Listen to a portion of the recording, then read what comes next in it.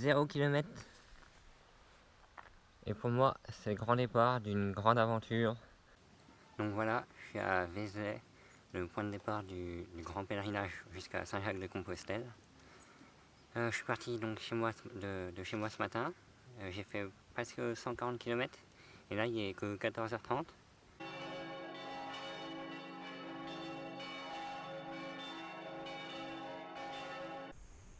210 km aujourd'hui. Et j'ai toujours pas trouvé d'endroit pour dormir. Du coup, je vais continuer encore un peu. Et j'ai galéré pas mal pour trouver de l'eau. Donc si je me suis dépêché aujourd'hui, c'est pour que demain j'ai un peu plus de temps avec un copain que je rejoins vers Bourges. Donc jour numéro 2. Aujourd'hui c'est plutôt une journée repos, puisque à 13h30 je suis arrivé à Issoudun chez un copain. Mais quand même dans la matinée ça m'a pas empêché de faire à peu près 130 km. Ça a été dur parce que c'était que des lignes droites toutes plates avec pas mal de vent de face. Soir du 3e jour, j'en suis là au kilomètre à peu près 500. Donc 500 km en 3 jours, c'est pas mal. Aujourd'hui j'ai traversé la Creuse et le Limousin. Et là je suis à hauteur de Limoges. Midi du 4e jour. Ça devient de plus en plus difficile avec le relief. Là je suis à Nontron. Donc voilà, soir du 4e jour. Donc là je suis au niveau de Bergerac, à peu près, à côté de la Dordogne. J'ai encore beaucoup roulé aujourd'hui, mais cet après-midi ça s'est amélioré au niveau du relief, c'était beaucoup plus plat, donc c'était plus simple. J'ai bien avancé, mes jambes ça va et le moral ça va. On verra demain. Salut. Donc matin du 5e jour. La mauvaise nouvelle c'est que j'ai un rayon qui est cassé. Donc moi ça m'embête bien. Pour la suite des péripéties, donc j'ai fait réparer ma roue arrière, enfin mon rayon. Dans le magasin ils m'ont dit que ma roue était complètement foutue, qu'elle ne viendrait jamais jusqu'au bout. Et ça me fait un peu peur. Donc je vais essayer de ménager tout ça en allégeant mon porte-bagages et en dégonflant un petit peu le pneu. Donc après ça, pour rattraper un petit peu le temps que j'avais perdu, j'ai pris le train. Et là je suis à Mont-de-Marsan. Sinon j'ai fait une petite étape à Bordeaux. Donc c'était vraiment en express, vu qu'en une demi-heure j'ai quasiment visité. Ouais, fin du 5e jour. Donc je voulais dire que j'ai bien fait de prendre le train, parce que sinon j'aurais fait toutes les Landes avec le vent de face. Non. Sinon là j'ai bien avancé quand même, donc on va voir comment ça se déroule. Par contre là je suis rentré dans le département des Midi-Pyrénées et ça se sent. Ça monte, ça descend, ça monte, ça redescend. Matin du 6e jour déjà. Je suis un peu fatigué quand même, hein. Mais à peu près midi du 6e jour, je m'apprête à gravir l'un des plus hauts cols que j'ai gravi. Du coup je vais bien manger avant, bien m'hydrater. Par contre ce qui m'embête c'est qu'il fait super chaud vu qu'il est à peu près midi. Ça va me poser problème. Et me voilà au pays de Navarre, coincé entre la France et l'Espagne. Donc ça continue toujours de monter. Hein, je vais pas vous mentir, là ça fait bientôt 3 heures que je monte. Ça commence à être long. Donc j'ai commencé la descente du col France-Espagne. Donc là normalement, si j'ai bien compris, je suis en Espagne. 1000 km en 6 jours, c'est pas mal. J'ai eu un peu de chance vu que j'ai eu une descente de à peu près 30 km. Donc ça allait avec le vent dans le dos. Bon, j'ai pas mis longtemps, c'était agréable. Sinon là dans la ville de Pamplona, j'ai jamais vu une ville avec autant de vie. Ça bouge de partout, c'est affolant. Voilà, alors matin du 7e jour, la nuit a été assez rude vu que j'ai dormi à côté d'un refuge pour chiens. Donc comment dire, c'est assez bruyant. Et là, j'ai commencé la route, donc, et j'ai croisé pas mal de pèlerins, donc enfin des marcheurs. Donc 7e jour, ça s'est pas mal passé, là, j'ai bien avancé. Le vent était favorable et j'ai eu moins de dénivelé que je pensais. Et là j'ai eu 2 heures de grosse route, ça m'a fatigué. La limitation de vitesse c'était 100 km/h, du coup ça roulait, il y avait pas mal de poids lourds. Au soir de mon 7e jour de voyage, parlons un peu hygiène. Là ça fait 1200 km, 7 jours donc, que j'ai pas pris une douche. Donc autant vous dire que vaut mieux pas trop s'approcher de moi. Du coup, 8e jour, soir du 8e jour, je suis à Léon. J'ai bien avancé. Ce matin, j'ai fait plutôt une petite grasse mat parce que je me suis levé, il était 7h30. Puis après, j'ai attendu un train qui m'a avancé, on va dire, de 50 km. Et par contre, après, toute la journée, c'était un grand plat et tout droit avec un vent de face. C'était assez dur. Voilà, 9e jour, fin d'après-midi. Donc ce matin, pendant la nuit, je me suis fait réveiller par un arrosage automatique dans un parc. Et puis sinon, j'ai pris le train, donc c'était à 7h. Et il m'a avancé un petit peu. Par contre, après, j'ai commencé l'ascension d'un col. Ça a duré pendant presque 3h30. Par contre, la descente après, magique. Et là, tranquillement mais sûrement, je vais me diriger sur le Camino. Voilà. Bon, il est 22h, il me reste 55 km. Et là, je suis bien motivé pour les faire de nuit. on va voir, je vais essayer. Puis si vraiment je ferai une petite nuit, puis je repartirai à l'aube. Ouais, je sais pas si vous allez me voir, mais là, il est minuit passé. Et je suis en train de faire de la réparation de chaîne parce qu'elle vient de casser. C'était vraiment pas le moment, mais c'est pas grave, hein. On va réparer et puis on va repartir. J'ai encore une dizaine de kilomètres à faire. Ça commence à être assez fort. Alors voilà, 9 jours après mon départ, plus de 1500 km en vélo. Là, il est 4h du mat et me voici devant la cathédrale de Saint-Jacques-de-Compostelle. Pour moi, je savais pas trop à quoi m'attendre, mais c'est quand même assez fort. Du coup, là, 10e jour, réveil à 9h, donc après 4 heures de sommeil, je me suis couché à 5. C'est pas simple, je sais pas du tout ce que je vais faire. Soir du 10e jour, donc le Camino c'est fini pour moi, je suis arrivé au bout. Ce matin, je me suis reposé de ma courte nuit, donc en restant devant la cathédrale, que j'ai d'ailleurs visitée et qui est très belle. Et cet après-midi, on va dire que j'ai tranquillement pris la direction de Braga, au Portugal. Ouais, je comprenais plus rien dans les horaires, mais en fait il y a un décalage horaire, c'est pour ça. Il y a une heure, enfin c'est comme en Angleterre. Alors, matin du 11e jour, je me réveille avec vue sur Braga, la 3e plus grande ville du Portugal. Et puis là, il y a la cathédrale de Bon Jésus. Plus de 5 heures de vélo là pour voir la maison.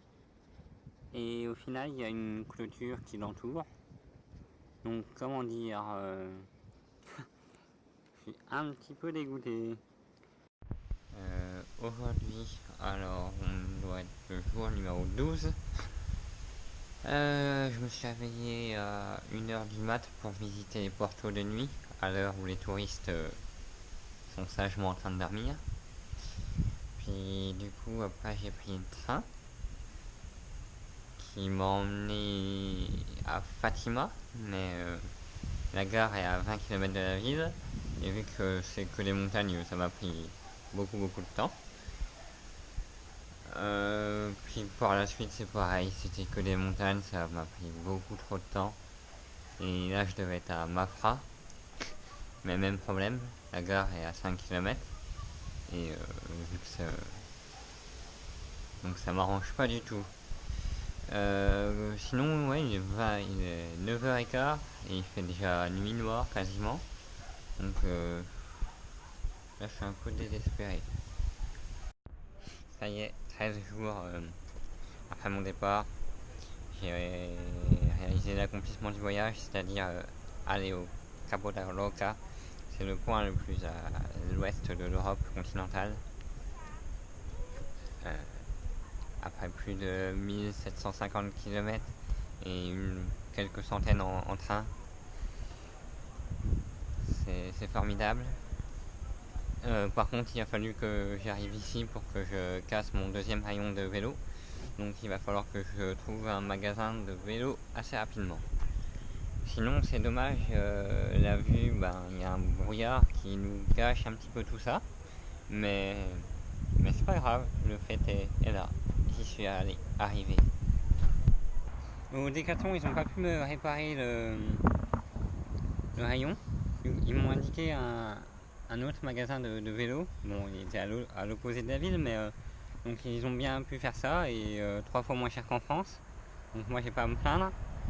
Et là, je vais me diriger direction Lisbonne. Enfin. Comes a time when you're drifting. Comes a time when you settle down. Comes a life. Jour 14. Hier, je galère toujours à trouver un train pour partir de Lisbonne parce qu'ils acceptent pas les vélos. Faut les mettre dans des sacs et tout. Et ça, j'en ai pas. Donc là, je cherche une solution pour partir vers le sud, mais j'en trouve pas. Donc j'en profite pour visiter un petit peu. Donc là, le pont Vasco da Gama. Soir du 14e jour, ça y est, ça fait 2 semaines là que je suis parti. Je suis donc parti en fin de Lisbonne pour rejoindre l'extrême sud du Portugal et puis passer la frontière espagnole. Mais en passant la frontière, j'ai eu une grosse surprise, une grosse crevaison. Sur les 2 pneus, j'ai déjà mis 7 rustines et là je suis obligé de m'arrêter assez souvent pour regonfler. Début du 15e jour et me voici à Séville. Ça va. Très longue journée. Je me suis levé, ouais, il était vers 2h du matin pour rouler de nuit. Et là, j'arrête, il est 21h. Je suis à 5 km de Tarifa. C'est le point le plus au sud de l'Europe continentale. Là, je vais me poser un peu pour manger. Et cette nuit, je vais aller là-bas quand il n'y aura personne. C'est encore une journée de fou. Et ce coup-ci, je peux le dire, ça y est, c'est la fin de mon voyage. J'ai fait tout ce que je voulais faire. Maintenant, je vais rentrer tranquillement. Ouais, j'ai aussi oublié de vous dire que, on va dire que depuis midi, du coup, pendant 8-9 heures, j'ai roulé avec un vent de face. C'était en continu du 40 km/h avec des rafales à 70. Je suis sorti plusieurs fois de la route. C'était sur une grosse nationale, c'était un peu dangereux, je l'accorde. Donc je suis quand même vraiment très content d'être arrivé à ce soir. Réveil du 16e jour face à l'océan Atlantique.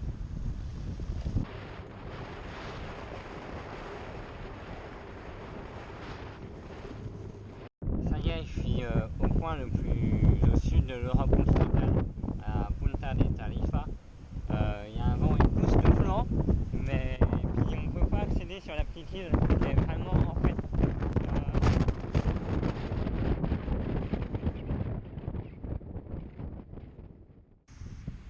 16e jour.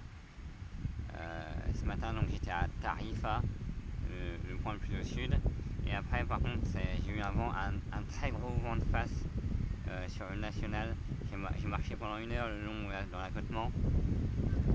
Et là, ce coup-ci, je suis à Algeciras, donc c'est juste à côté de Gibraltar. Et normalement, si tout se passe bien, j'ai plus de vélo à faire jusqu'à chez moi, vu que là, je vais prendre le train. Donc, pour fêter ça, je me suis mis sur la plage, face au rocher de Gibraltar là-bas. Voilà.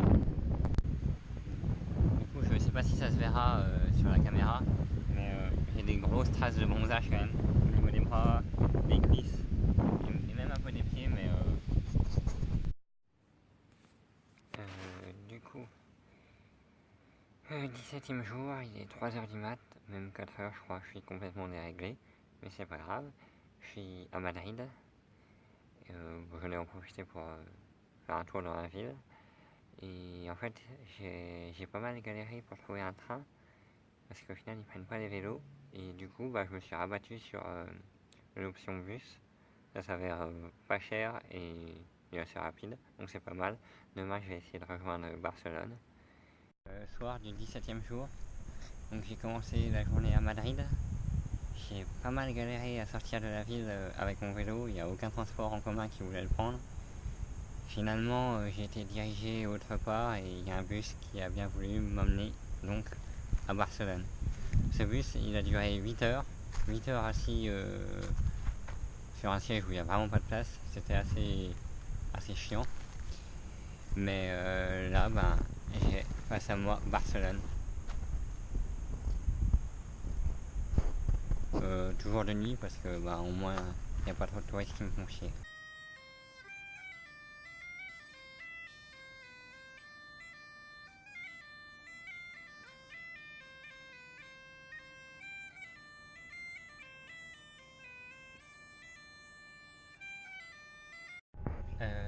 Ouais, donc la suite du 17e jour, 18e jour, là on est mardi. Je suis dans le train pour Lyon. J'ai fait une nuit blanche de visite de Barcelone. Et là il est 7h du mat et je suis dans le train. 18e jour je crois. J'aurais presque pas pu rêver mieux. Enfin non, clairement je pouvais pas rêver mieux. Tout s'est déroulé comme j'avais prévu pour le moment. C'est-à-dire que ce matin j'étais à Barcelone, j'ai pris un train jusqu'à Lyon, puis un autre jusqu'à Dijon, et encore un autre jusqu'à Is-sur-Tille, et ça c'est à 40 km de chez moi. Donc le reste je vais le faire à pied, en vélo.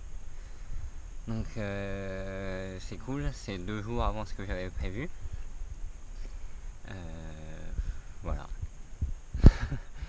C'est génial. 18h40, je suis à 1 km de descente de chez moi, où ils sont pas au courant que je reviens. Enfin, ils sont au courant, mais normalement, je devais revenir dans 2 jours, donc là, ça va être une petite surprise. On peut dire que je suis arrivé. C'est pour moi le moment de faire un petit point sur ce voyage qui c'est l'un des plus durs que j'ai fait pour le moment. Durant toutes les journées, j'étais seul, et le soir, c'est pareil. Donc, alors qu'en stop, j'ai quand même un contact humain avec des autres. C'est moi qui le voulais, que ça soit dur, parce que je voulais voir un peu mes limites. Sinon, quoi dire, sur ma préparation matérielle, on va parler un peu du vélo. C'est 2 sacoches arrière parfaites et une avant, c'est encore mieux. J'y mets tout là-dedans. Vraiment insister sur la préparation des roues, acheter des bonnes roues solides et charger le moins possible le vélo. Et ma préparation physique, je pensais beaucoup plus souffrir au niveau des jambes, mais au final c'est plus au niveau des articulations que c'était limite. Et ce que je peux dire de ce voyage, c'est que c'est un gros dérèglement. Ça fait que 18 jours que je suis parti, mais j'ai l'impression que ça fait 2 mois. J'ai vécu tellement de choses et passé par toutes les émotions que c'est fatigant et ça use, mais c'est tellement fort que ça c'est cool.